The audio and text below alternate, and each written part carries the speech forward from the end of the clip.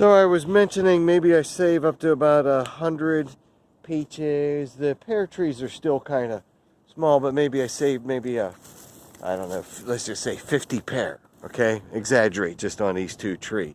But easily on those 2 trees. The reason I really enjoy this is because, one, you can't find as good peaches as I can in my backyard anywhere else, okay? 2, if I do try to find peaches, you know, regardless of whether they taste good or not, the price is going to be high.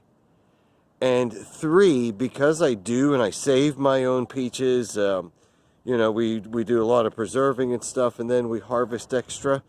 If we do that, then we're able to share with neighbors.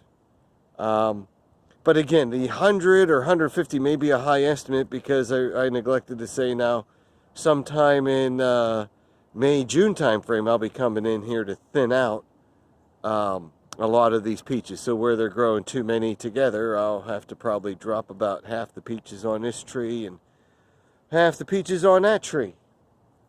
We'll see how it goes. See if this was worth the effort.